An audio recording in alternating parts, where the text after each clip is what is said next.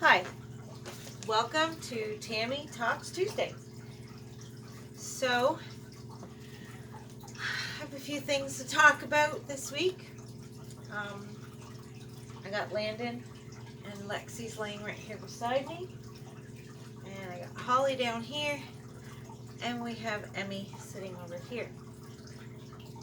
Well, today was an interesting day. I had my niece over, was babysitting my niece and her mom's roommate's niece, if that makes any sense. So she calls me Aunt Tammy anyways. Even though she's not my niece, she calls me Aunt Tammy anyways. So anyway, welcome to our first Tammy Talks video. And I'm going to answer a few questions that everybody has asked me so far. When I talked about it, doing it, a few people had asked some questions, so I will answer those. But before I get into those, I have some sad news.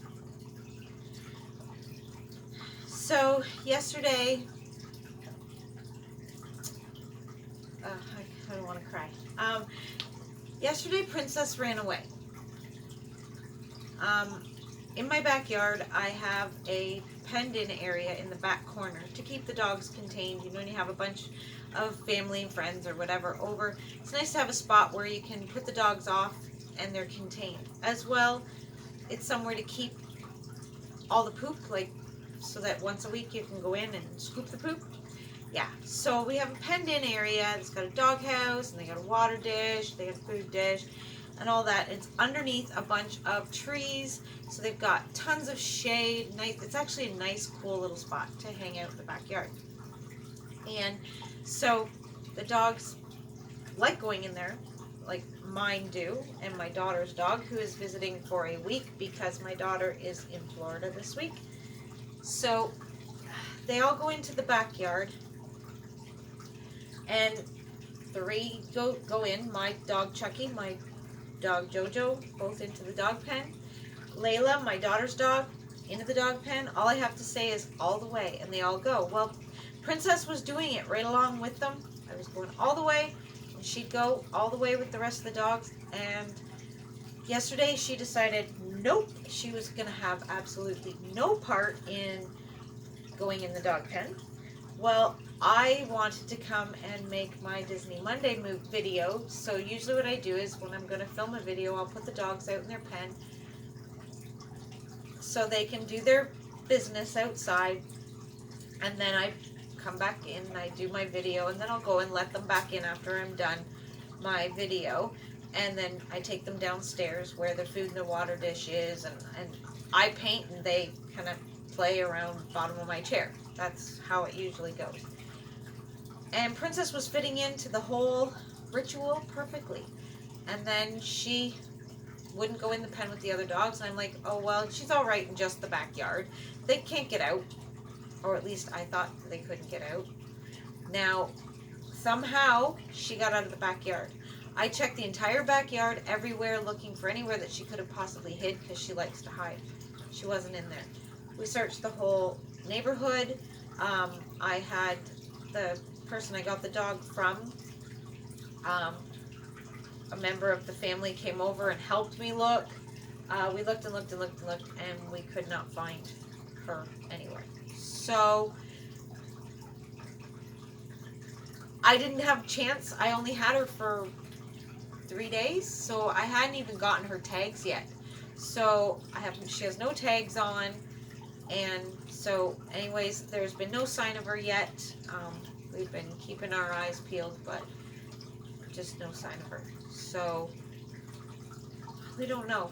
If I find out anything, I will let you know. But in that regard, Princess is no longer here. So, which is horrible. I bawled and bawled and bawled. The people I got her from, they bawled and bawled and bawled yesterday. We were all bawling. We were all bawling. Alright. So I gotta get off that sad subject, because it just makes me want to cry again. So I'm gonna have a drink of my pop here, and then I'm going to answer the couple questions that we had on the video. Alrighty. Well, I'm also going to do shout outs for those that asked me the questions. I used a page out of my coloring book to write on the back of it. Recycle, reuse, right? Alright, so to Lori's Reborn Nursery. Sorry, I don't have any cookies to share during this video. But because the kids I babysat today, they ate all my cookies. So I got no cookies left. Sorry. Alright, so Arlene Chardon had asked about Holly's, where did I put it? It was just, oh, it's over on the change table. Holly's, the outfit I put on Holly in a previous video, it's a Harry Potter looking homemade outfit. I don't know if I'll be interested in selling that particular one, but I was going to, my aunt has been trying to get her hand, touch her hand back at sewing again. She made all my clothes when I was a little girl. I wore tons of homemade dresses from my aunt. So she's quite good at it, but she's just getting used to her sewing, a new sewing machine and everything. She hasn't sewn in years. So she's working on trying to make some tiny baby stuff for selling at doll shows and stuff, because she likes to do the doll shows with me. It's kind of our little thing together. She doesn't do the Reborns or anything, but she buys antique dolls. And so she's going to be selling antique dolls at the doll show in October, and I am going to be selling my Reborns. And I'm also going to be selling baby clothes and doll blankets. Like, well, not doll blankets, but baby blankets, crochet baby blankets. So I was going to show my aunt that outfit, that Harry Potter outfit, and I was thinking of seeing if she could. Now that one is a bit big on Holly, and Holly is a larger newborn, so I'd say it's probably 0 to, like, it's about a 3-month size. But I was going to see if my aunt would be able to make some a little bit smaller, and not just make them in the Gryffindor colors, but maybe possibly make the same idea in the Hufflepuff, Ravenclaw, Slytherin. Okay, and that's all I know. I'm a mom to kids who were right into Harry Potter way back when, but I didn't pay attention that well. Like, I did, but I didn't. But anyway, yeah. So, alright, so to Arlene's question about if I'm going to sell the outfit at some point, to let you know, I will. If I decide to sell it, for sure, I will let you know. But to be honest, I don't think I'll want to sell that because it's so unique. But I am going to see if my aunt would be able to recreate something very much similar to that, and then with the colors as well as the other houses from the Harry Potter series. And if she can, and once she does create 1 or 2 of them, I will share them.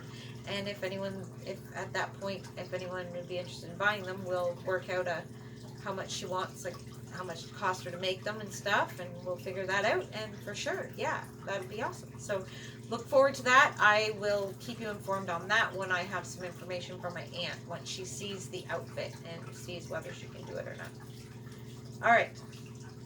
So, okay, so Lori from Lori's Reborn Nursery had a second question, and she said, where do you buy baby clothes and accessories, and do you mind thrift stores?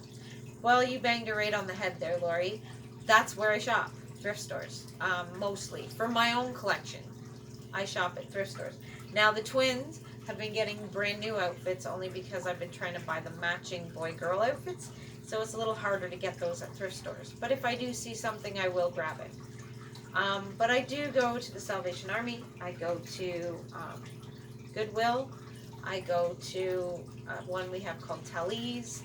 And there's a couple other mission stores that are ran by certain churches, things like that. And that's where I do quite a lot of my clothing shopping for my own personal collection babies. Babies I sell, it's all brand new stuff that I buy. I don't use secondhand stuff on any of the babies I sell. But I love thrift stores for my own personal self. And most of my baby stuff in my nursery, like the furniture you see in my videos and everything, pretty much all of it has either been given to me, or I've got it in yard sales, or I got it at secondhand shops. Like everything, like, well, this chair that Holly's sitting in, the reason it has a blanket on is because the inside of, or the other, like the inside of it is a bit dirty looking. But I was dropping my nieces off after having them for a weekend, and the neighbor to my sister-in-law was putting this out to standing it out beside the garbage dumpster, so if anyone wanted it, they could take it, because she didn't need it anymore. So I took it, threw a blanket on it. I got a beautiful little chair for Holly to sit in. It cost me nothing. My other bouncer, I won as a giveaway prize. My baby swing, we paid, I think we paid $5 for it in a secondhand store in the baby swing, which we bought it for the pure intention to have a baby swing here for my grandchildren, because we have grandbabies being born. My one cradle that the twins are always in my videos, and Amberly used to be in it, but now it's the twins' bed. That one, John and I were delivering flyers and for our business, and I watched a lady bring that out on a Saturday, and we do not have garbage pickup in our city on Saturdays, on weekends, period. And she was putting it out the street, so I took it and brought it home. And it's in beautiful condition. The mattress doesn't even have a tear in it. It's gorgeous cradle. And the bassinet that Tatiana's always sat in, that bassinet is going to leave my nursery for a little while when Jessica has her baby, but like when she has her baby, that bassinet's going to leave for a little while, and then it'll come back again because she's going to borrow it. I got it for $3 in a yard sale. Car seat Bobby Joe sits in, I got the car seat and stroller in a yard sale for like $15. My Pooh Bear car seat and Pooh Bear stroller, I got that set at a yard sale for $15. My wicker cradle I got from Reborn Mom in 2017. She asked if I wanted it, and at the time I only had the bassinet, so I was like, yeah, and it became my second baby bed in my nursery. So, and my playpen, I bought that for my niece when she was a baby, for her to sleep in, and her brother slept in it, she slept in it, her brother slept in it, and my grandchildren will use it at times when John and I take our grandchildren away somewhere where we need a playpen, because we have a crib in our spare bedroom for the grandchildren. So yeah, most of my stuff is secondhand, antique stores. Sometimes I buy a few things at antique stores, but mostly like, secondhand yard sales. Love them.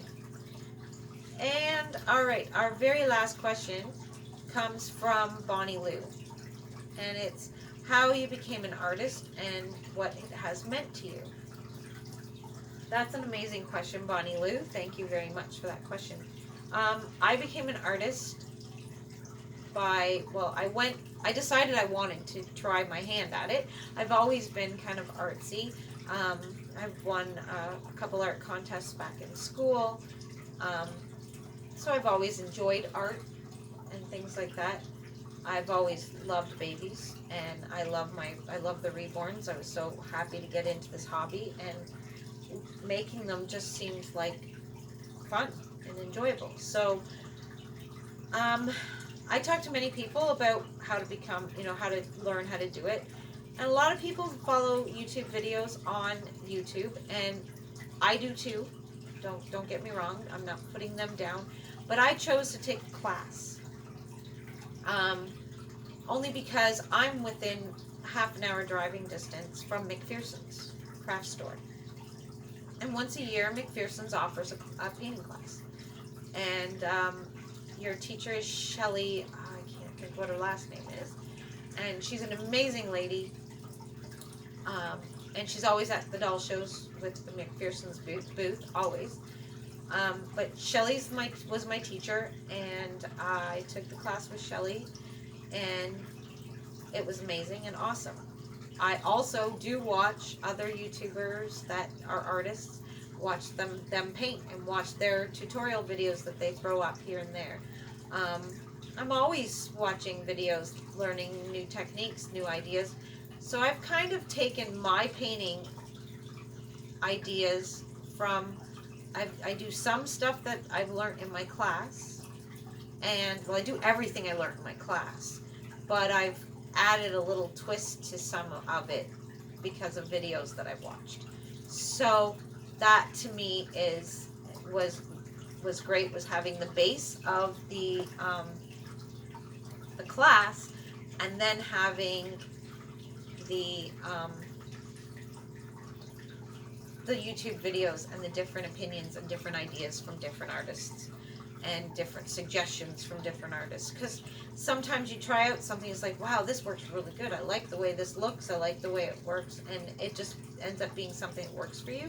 And I've found that I've learned a few things from different Reborn artists.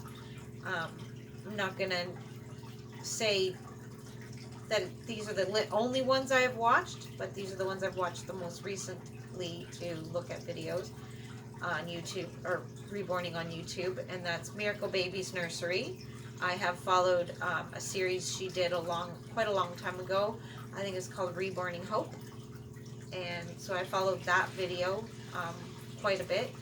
Now I don't watch videos anymore, now that I've been doing it for quite a while now, so I haven't watched a video in a little while. But I mean, I do, if somebody pops up a new one, I check it out in case there's anything new happening. You know, you always want to stay on top of any new techniques or new products that, you know, can make, if are good for reborning or whatever, or get that perfect color, that perfect tone, whatever you call it. So yeah,